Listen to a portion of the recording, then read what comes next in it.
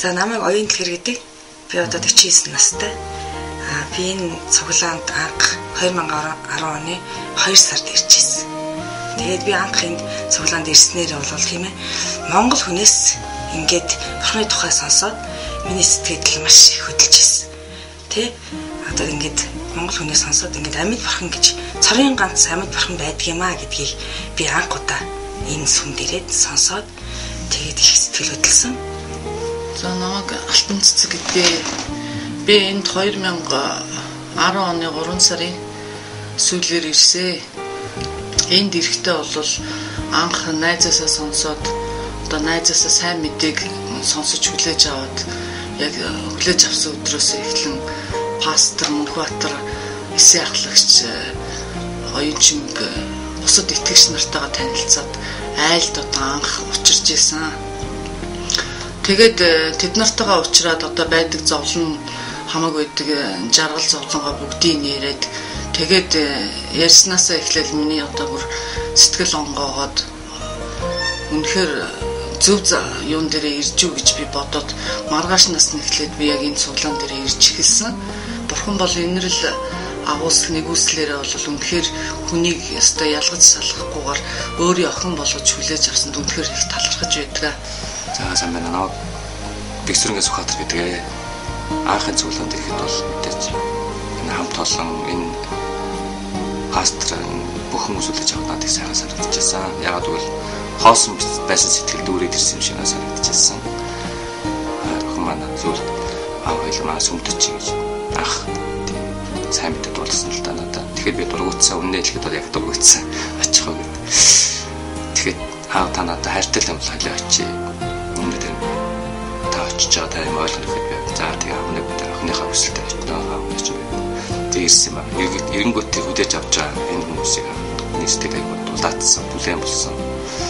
Хос олон замаар дүүрээд ирэх шиг наасан байсан. Тэгэл энэ явж эхэлсэн дээ. Би яг 8 сард цуглаанд энэ цуглаанд ирсэн. Өмнө нь баг эцэнд итгээд жил ахсан баг эцэнд итгэж байсан. Тэгээд хэсэг цуглаанд явахгүй байжгаад ангийнхаа найзын урилгаар энэ цуглаанд 8 сард ирсэн. Тэгээд анх цуглаанд ирчээд ирэхэд өөртөө болохоор яг эзнийг таньж мэдээ өөрийнхөө зүгээс аягүй өөрөө хичээж итгэе гэсэн тийм зүрх сэтгэлээр ирж байсан. Тэгээд анх орж ирэхэд үнэхээр цуглааны байр тэр хүмүүс үнэхээр гайхалтай бахархмаар том гайхшигтэй байсан. Хөтөж авсан. Игч болохоос өмнө бол яг ингэ дэлхийн амьдралаар амьдарч байхад бол хүмүүс тийм ээ ямар л хүмүүсийн ямар зан чанар байдаг тэр зан чанар бол байсан. Хий итгэж одоо үүдийн хитэн одоо нэг бодтер шинэ гэдэг юм тарнууд чэжтэл ингэж өөрөөрөө өөртөө яаж ингэж хий итгэж авч гэлээсэн л та. Тэр харанхуу гэрэлгүй үнэхээр аимшигтай орчлонд амьдарч байснаа мэдсэн. Яагаад гэвэл ууралдаг, уцааралдаг тийм ээ. Одоо ингээд хүнтэй харьцахтаа хүний гаднаас нь дүгнж харьцдаг тийм юмнууд бол надад байсан л да.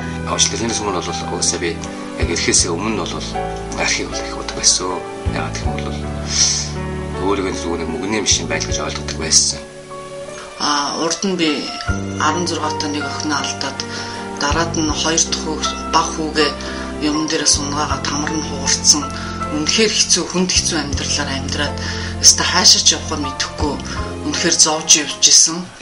Тэгээд итгэвч болсноос хойш бол миний амьдралд бол маш их өөрчлөлт болсон. Нэгдүгээрт бол бид миний ямар ч хэрэггүй тий ямар нэгэн уурахгүй юм дээр ууралдаг тий тэр энэ төр бүгд ингэж засагчиж байгаа юм л да. Тэгээд дэмий юм дээр ууралж яах гэдгийг мэдчихэж байгаа учраас тэгээд надад уурлах хэрэг байхгүй юм байна энэ чинь гэдгийг бол би одоо ойлгож авсан.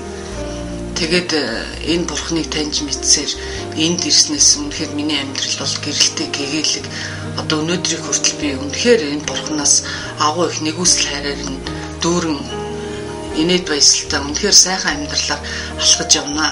Нөхрөө хүртэл залбирсаар байгаа тамхинаас хүртэл би гаргаж чадсан. Боловч одоо яг ингэж бодсноос биш. Энэ гисхийн бүлэг гисхийн юугаа цуглаан дээр аваад сайн нэтэр гэр бүлийн семинар мянаас угаад ирэхэд зэрэг угаасаа айгүй юм болгож нөгөө сүн өөрөө бас аяг дутуу юм дутуу ойлгож явсан байна гэдэг амьсаа ойлгосон л доо. Яг юу хэлмээр юм гэх юм бол өнөөдөр би энэ хоёроо намайг уушлах болов уушлахгүй болов гэж бодож шаналж явдаг байсан бол өөрөө хурж ирээд уушлах уугаад ингээд энэ хоёр тооцоо ингээд амьдраад байж чаддаг надад нөгөө дутагдах юм ерөөсөө алга. Яг гэх юм бол би бас аюу хатаж явжээ гэдэг аюу ухаарсан. Итгэвч болсноор би одоо өөрийнхөө амьдралыг илүү тод харахсан. Миний амьдралыг яг эзэн бурхан бүгдийн эхнээс нь ингээд төлөвлөөд аль хэдийн төлөвлөлөд хийсэн байгаа гэдэгт тэгээд одоо цаашдаа миний амьдрал одоо миний амжилт ямар байх вэ? Миний ирээдүйн миний эхнэр ямар байх вэ? Бүх зүйлийг төлөвлөсөн тэр байгааг төлөвлөсөн гэдэг итгээд түнд үнэхээр баярлаад явж байгаа. ертөнцийг бүтээгч цорын ганц амьд бурхан ганцхан байдаг юм а гэдгийг л одоо хүн болгон мэдээсэй тийм ээ. Энэ амьд бурхан байдаг гэдгийг мэдэхгүй учраас хүмүүс төөрөлдөд тийм ээ. Ямар нэгэн бурханы бүтээлийг шүтээд ингээд яваад байгаа бол буруу юм а. Тийм учраас цорын ганц амьд бурхан байдаг гэдэгт итгээрэй л гэж хэлмээр. Ядарсан зүдэрсэн өөрийг одоо яг зовж яасан тийм улсуудад туслаж сайн мэдээг л тарааж түгэж өөр шиг ямар зүдэр зовж явж байгаа улсуудыг яг энэ бурхан дээр авчирч ямар одоо хүсэж байгаа зүйлийг л мэдрүүлэхийг л чин сэтгэлээс л хүсдэг. Хойштын гэр бүлтэй залуучуудтай хэлэхэд бол миний анхны хань өр хүүхдээ л аяг их хайрлж хамгаалж яваарай. Дээрээс нь бурхныхоо гэсэн сонсч тэ бурхандаа итгэж яваарай гэдгийг хэлээ та гэж бодож байна. Яг өөрсдийнхөө зүгээс эзнийг сайн чин сэтгэлээсээ хандах хэрэгтэй. Тий. Жохон ч гэсэн хичээл зурмал гаргаад өөрсдөө эзэнтэй харилцаагаа сайжруулад тэгэж явах хэрэгтэй. Бас өөрсдөө эзэн дотор өсөөд явахаас гадна бусад хүмүүсийг бас зөв амьдралаар амьдруулахын төлөө тийм замын чиглүүлж өгөх хэрэгтэй гэж бодож байна.